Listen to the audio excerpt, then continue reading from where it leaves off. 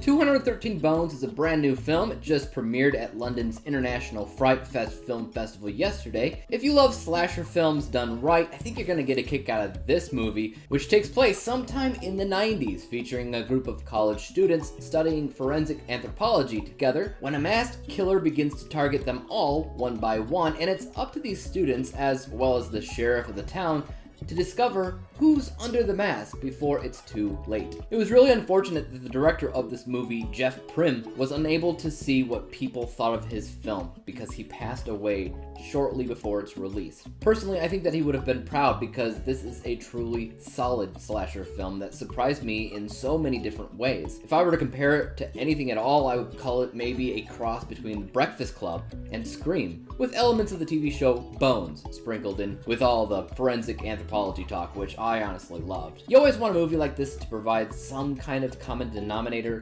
gluing all the characters together, and a lot of movies miss the mark in that department. But I love how they used forensic anthropology, as that also tied right into the killer, leaving behind bones as either a calling card or a warning that a character's been marked for death. I also love the time period in this film, which takes place in the 90s, and it legitimately feels like early 1990s, which is actually really hard to do for smaller, independent movies like this. But the production design work here was very, very good. What helped the look of the film was the performances of our group of potential victims. Another mistake movies like this tend to make is having a lot of unlikable characters that you don't really care if they live or die, which is always a problem because horror is rarely successful unless you actually care about the characters and you want to see them survive the ordeal. I actually found myself loving each of the characters here for a variety of reasons, so each time one of them gets picked off, I couldn't help feeling just a little bit sad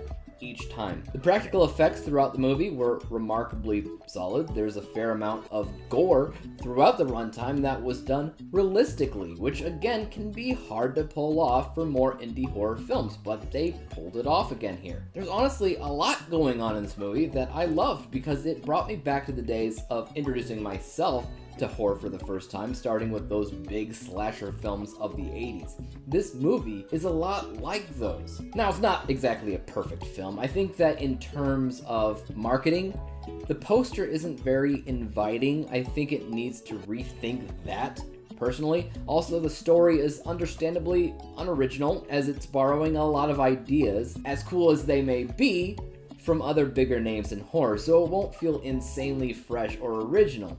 Also, one of the biggest hurdles in a movie involving a slasher is trying to explain the killer's motivations behind what they're doing. Even though 213 Bones managed to maneuver past all the other hurdles that I had mentioned before, this one tripped up the film. The explanation for this particular killer is pretty weak and unbelievable because it feels mostly just kind of thrown together randomly. Still, as a slasher, it's not exactly a movie that needs to prove itself as much as some other horror movies. Slashers often get away with their simplicity because that's kind of what makes them work better. What you want is ultimately a good set of characters.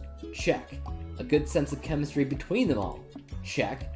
A solid and believable sense of humor, nothing over the top.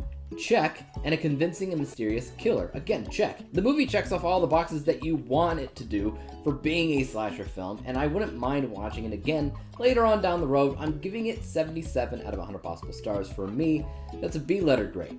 What about you guys though? Have you seen 213 Bones? If you have, leave your thoughts about it in the comment section down below. As for YouTube, you guys know what to do. Hit the like, subscribe button, and bell to be notified when I come out with my next review, whatever and whenever that may be. And until then, peace out.